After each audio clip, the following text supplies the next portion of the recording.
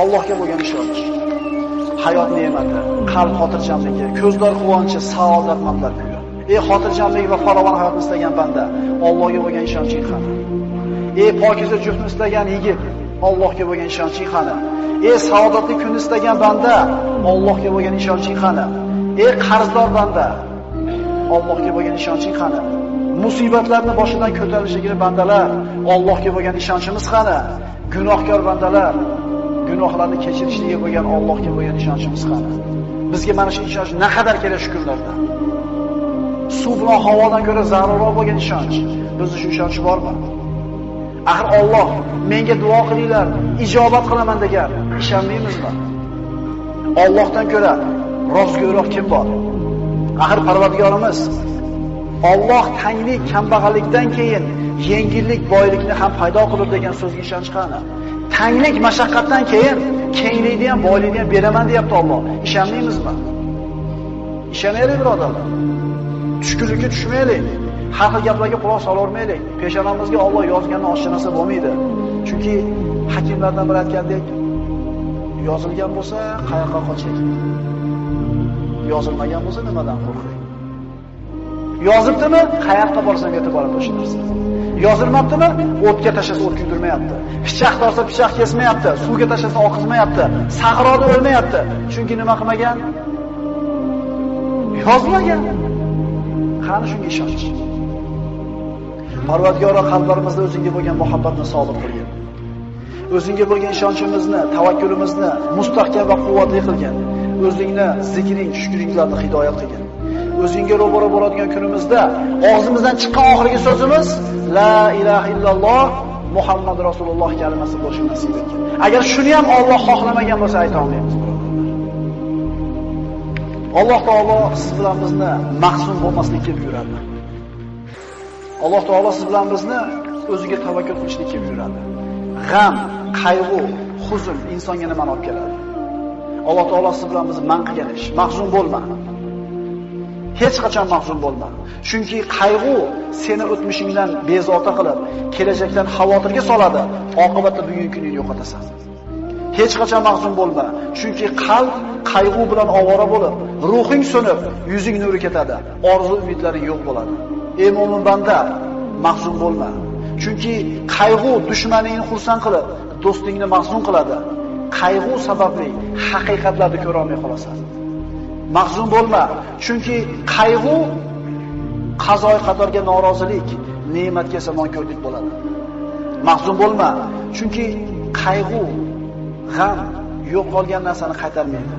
O'liklarni tiriltirib, qadarni qaytarmaydi, foyda keltirmaydi. Mahzun bo'lma, chunki qayg'u shaytondan. Qayg'u faqirlik va umidsizlikdir. Mahzun bo'lma. Agar sen faqir bo'lsang, umri qarzga botib ketgan kishilar bor. Agar mingani uloving yo'q bo'lsa, oyog'i shol bo'lib qolgan odamlar bor. Mahzun bo'lma. Agar bir farzandingdan ajragan bo'lsang, shunday insonlar borki, bitta baxtsiz hodisa tufayli butun oilasidan mahrum bo'lganlar bor. Mahzun bo'lma. Agar gunohkor bo'lsang, tavba qil. Yomon ish qilgan bo'lsang, istig'for et. Xato qilgan bo'lsang, isloh qil. Allohning rahmati keng, tavba eshiklari ochiqdir. Mahzun bo'lma. Agar g'amga botsang, asablaring taranglashib, vujudingni qiynab tunlanib bedor qilasan. Mahzun bo'lma, chunki qazo qadar qalami ishini bitirgan, varaqlar qurigan, kitob yopilgan, undan oshiqcha ham kamon bo'lmaydi. Mahzun bo'lma. Mahzun bo'lma. Qo'lingdan ketgan narsaga g'am chekma. Bittasi ketgan bo'lsa, hali qo'lingda juda ko'p Alloh taolaning ne'matlari bor. Axir Alloh aytmaydimi? Agar Allohning ne'matlarini sanasangizlar, sanoqqa yeta olmaysizlar. Bitta ko'zing o'yilgan bo'lsa, ikkinchisi turibdi. Ikkala ko'zing ketgan bo'lsa, quloqing, oyog'ing turibdi. Bitta ne'matdan mahrum bo'lgan bo'lsang, hali juda ko'p ne'mat bor. Mahzun bo'lma. Hasadgo'y, botil ahillarning tanqidlariga parvo qilma.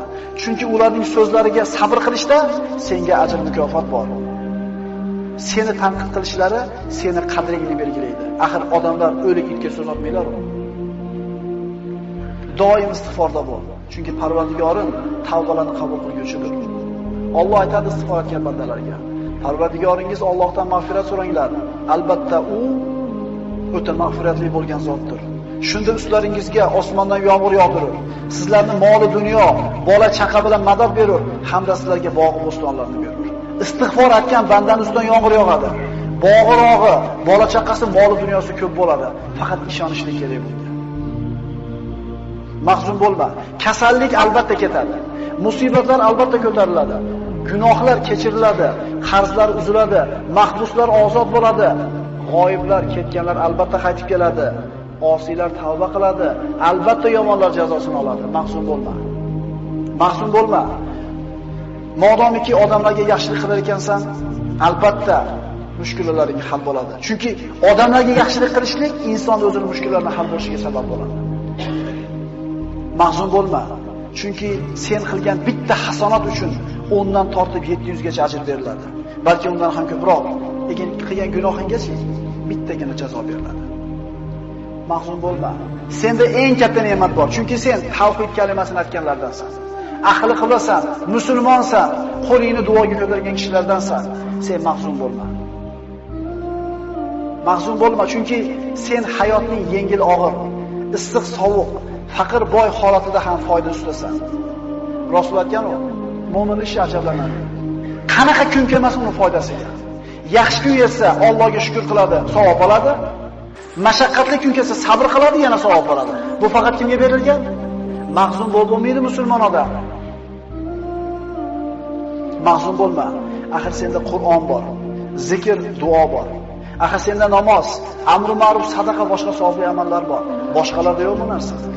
Kim xohlardi dunyoda iymoningni berasan, dunyodagi hamma xohlagan narsani beraman desa, qaysi mo'min xohlardi shu narsani? Odamlarga zulm qilayotgan, haqlarini yeyotgan, tuhmat qilayotgan, bo'xton qilayotganlar ham o'ladi. Zulm ko'rgan, sabr qilgan, savob umid qilgan kishilar ham o'ladi. Lekin Alloh taoloning huzuriga borganda kim yutuqda bo'ladi? Dunyo hayoti vaqtincha. Ad-dunya sa'a fajal xato degan Rasululloh. Dunyo 1 soatlik yo'l bor yo'q. Ana shu 1 soatni ibodatga aylantirdilar degan Rasululloh. Kim o'lmaydi? Kim o'lmaydi? Mahzun bo'lma.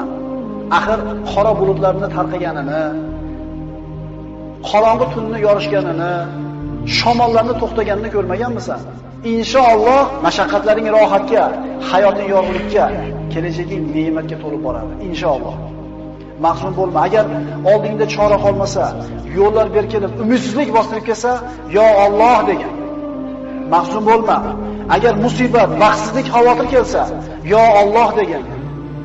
Mahzun bo'lma. Agar keng dunyo tor bo'lib ketgan bo'lsa, ishlar og'irlashsa, yo Alloh deb nido qilgin. Mahzun bo'lma. Agar oldingda ishlar yo'qsa, yo Alloh deb nido qilgin. Odam boshiga qiyin kun tushsa, tashvish bostirib kelsa, o'zini o'tishga urib ko'radi. O'tishga urib ko'radi. Undan yordam so'rab ko'radi, bundan pul so'rab ko'radi, unga dardini aytib ko'radi, bunga shikoyat qilib ko'radi-da, oxirida nima deydi? Alloh endi o'zing borsan endi. Qachon? Oxirida. Siz Alloh deng, mushkulingizni Alloh kimi qo'li bilan qanaqa qilib hal qilib beradi, uni kim biladi? Chunki unga saharlarda hojatlarni so'rab qo'llar cho'ziladi. Qalblar uning marhamatidan umid qiladi. Uning ismini aytib, ko'ngillar taskin topadi, ruhlar orom oladi, asablar tinchlanadi. Uning ismini qalbingdan aytgin. Ishonib unga duo iltijo qilgin. Uning rahmatidan umid qil. U duolaringni eshitib turganiga va albatta ijobat qilishiga ishongin. Shunda agar shunday so'rasak, nima bo'ladi? Omonlik, xotirjamlik, farovonlik, to'kin sochinlik, quvvat, izzat, yordam, lutf, inoyat, ihson keladi Alloh tomonidan. Faqat shunga loyiq bo'lishing kerak. Yo Alloh, bedor ko'zlarga xotirjamlik uyqusini, omonlikni bergin. Istirobga tushgan qalblarga taskin va halovat bergin. Ularga yengillik va yaqin fathini bergin. Yo Alloh, ko'zlarni o'z nuringga hidoyat qilgin. Adashganlarni to'g'ri yo'lingga boshlagin. Parvardigoro, bizlardan g'am qayg'ularni ketkizgin. Yo Alloh, agar unutgan yoki xato qilgan bo'lsak, bizni azobiga giriftor aylama. Parvardigoro, bizlarning zimmamizga bizlardan ilgari o'tganlarning bo'yinlariga qo'ygan yukingni yuklama.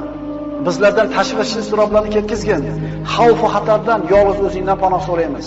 Parvardigor, sendan boshqalarga suyanib qolishdan, boshqalardan umid qilib qolishlikdan panoh so'raymiz. Sen bizning hojamizsan.